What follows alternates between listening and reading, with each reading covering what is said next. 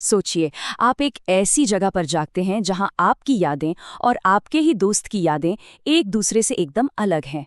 ये कहानी एक ऐसी ही दुनिया की है जहां हर जवाब एक नए और ज़्यादा खौफनाक सवाल को जन्म देता है और जहां का सच किसी की भी कल्पना से कहीं ज़्यादा भयानक है। कहानी की शुरुआत में अवनी और मेघा एक अनजान और डरावनी जगह पर होश में आती हैं।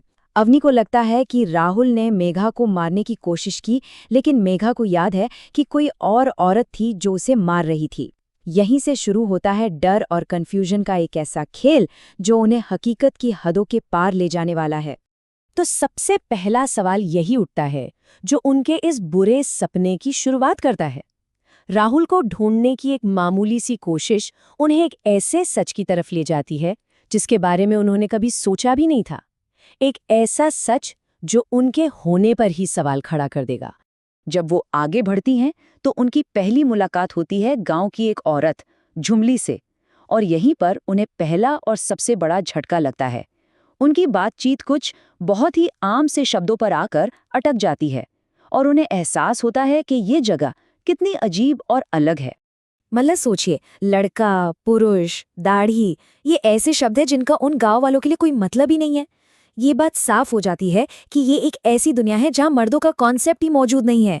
उनके लिए ये किसी दूसरी दुनिया की कहानी जैसा है।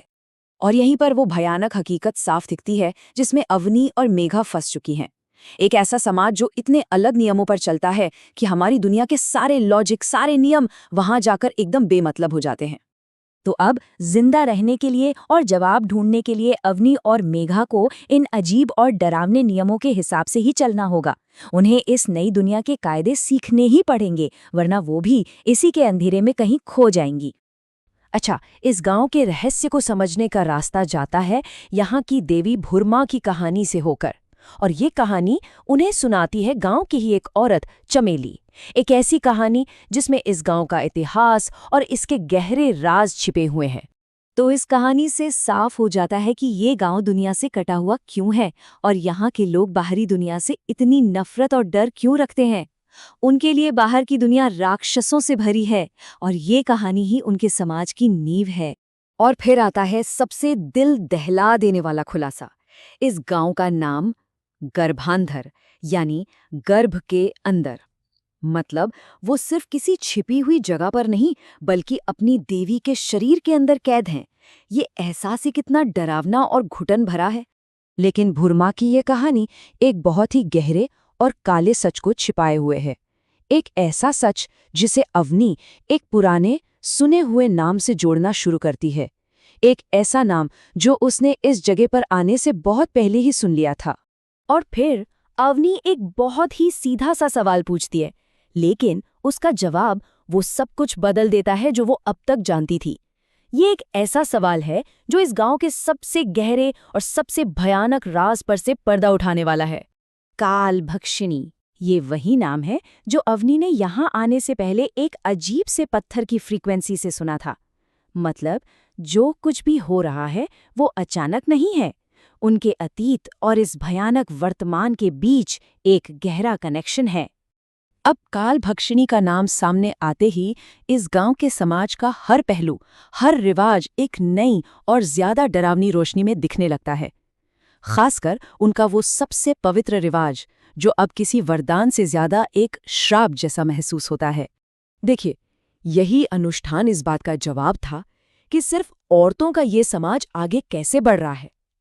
लेकिन अब जब काल भक्षिणी का नाम इससे जुड़ गया है तो ये कोई चमत्कार नहीं, बल्कि एक खौफनाक साजिश लगती है।